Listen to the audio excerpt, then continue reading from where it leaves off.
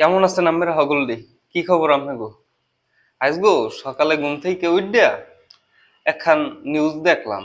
হ্যাঁ, কদ্দুর সত্যি আর কদ্দুর মিথ্যা। হ্যাঁ, আল্লাহ ভালো জানে আর যারা করছে এরাই ভালো জানে। এই ছোটকাল হইতে হনতে হনতে আইলাম যে সবকিছুতে নাকি মন হয় 40 কেজিতে। আজকে দেখলাম চাষিরা নাকি আমের মন বিক্রি করে জিয়া 54 কেজিতে বা 53 কেজিতে। চিন্তা করতে পারে, আমি খবর শুনে গর্ববতী থুকু গর্বিত। আমরা কোন দেশে আজকে আছি যে যে জায়গায় 40 কেজিতে মন হইতো আগে জানতাম, এখন এই জায়গায় নাকি 54 কেজি না 53 কেজিতে মন হইয়া এই পর চাষিগদের দাম কেনে ব্যবসায়ীরা, পাইকাররা। হায় রে কপাল। আহ কি বলবো, এই দুঃখে এই যে ব্যবসায়ীরা যারা আয়, হেরা আম কিনে আনে অর্ধেক দামে আনিয়ে ইয়ে বেচে কত জানো, এখন কালকে আম কিনলাম 1 কেজি 120 টাকা নাকি রূপালি আম।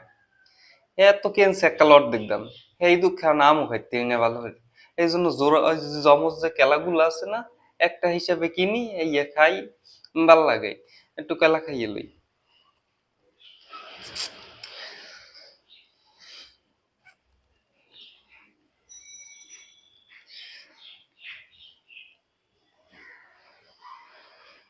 আমের থেকে এই ভালো, একের ভিতর দুই পাওয়া যায়।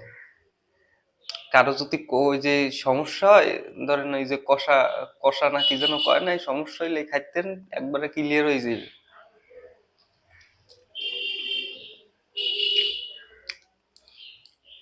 আপনি চিন্তা করতে পারেন বাংলাদেশের ব্যবসায়ীরা বা পাইকাররা কোন লেভেলে চলে গেছে। আমি কই সেই ছোট কালইতে শুনছি যে 40 কেজিতে মন, আজ শুনি আমি কি কম, আমি ঘুমাই উঠে আমার ঘুমটাই পুরা তেজপাতা করে দিচ্ছে ওরা। 53 না 54 কেজিতে মন হয়।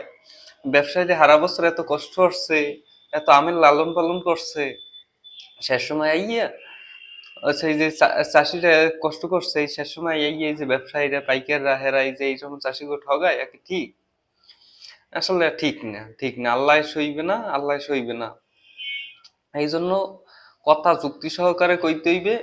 যারা আছে এই যে আইন শৃঙ্খলা বাহিনী, হেগো এই বিষয়টা দেখা উচিত আসলে, নাইলে চাষিরা তো বাতে মরবে, পানিতেও মরবে। ওরা যে হারা বছর ওগো ওগো কি বউ বাচ্চা নাই? ওগো আছে, তোমাকে যেমন আছে ওগো আছে, তাই দেখা উচিত ওগো তোমাকে।